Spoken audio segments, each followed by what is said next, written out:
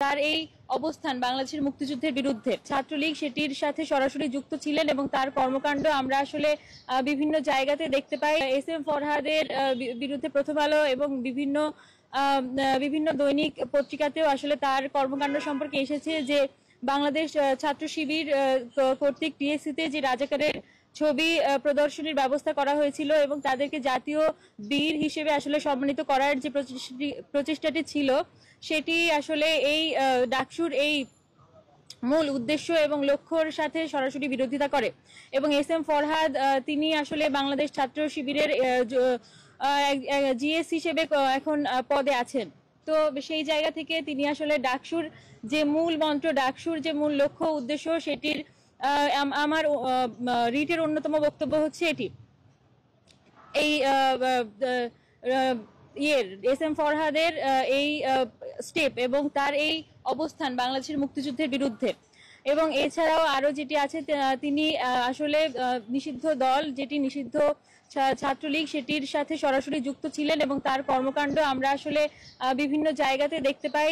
তিনি তার যে ইনস্টিটিউট যেখানে তিনি পড়াশোনা করছেন সেটির ছাত্রলীগের যেই কমিটি ছিল সেখানে আসলে তিনি ছিলেন এবং খুবই অ্যাক্টিভলি পার্টিসিপেট করছিলেন এবং তার কোনো পদত্যাগপত্র এবং পদত্যাগের প্রমাণ আসলে আমরা পাইনি।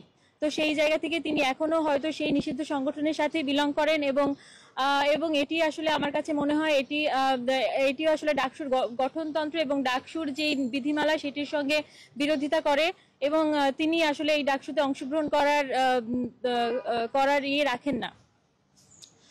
তো সেই এই দুটি মূল বক্তব্যের উপর ভিত্তি করে আমার রিটটি করা হয়েছে। আর গতকাল যে প্রশ্নটি করেছিলেন সেটির উত্তর দেওয়া হয়নি, সেটি হচ্ছে যে কেন এই শেষ সময়ে এসে আমি এই কাজটি করলাম বা এই রিটটি করলাম, এটি কি আসলে নির্বাচন বানচাল করার কোনো পরিকল্পনা কিনা। আমি পরিষ্কার করে বলতে চাই যে এই ডাকসু নির্বাচন বানচাল করার জন্য এটি করা হয়নি।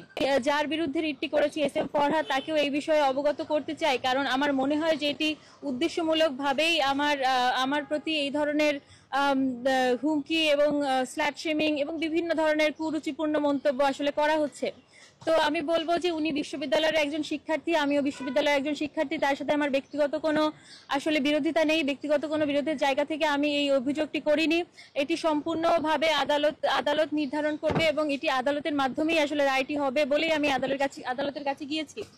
তো তিনি আসলে কোন জায়গা থেকে আমার বিরুদ্ধে এই ধরনের একটি চালাচ্ছেন, এই ধরনের একটি বট অ্যাটাক চালাচ্ছেন, বা মানে তাদের এই বট বাহিনীর সাথে তাদের সম্পৃক্ততাটা কি, তার সাথে যদি আমার কিছু বলার থাকতো আমি নিশ্চয়ই তাকে সরাসরি গিয়ে বলতাম যদি আমার ব্যক্তিগত কোনো বিরোধ থাকতো।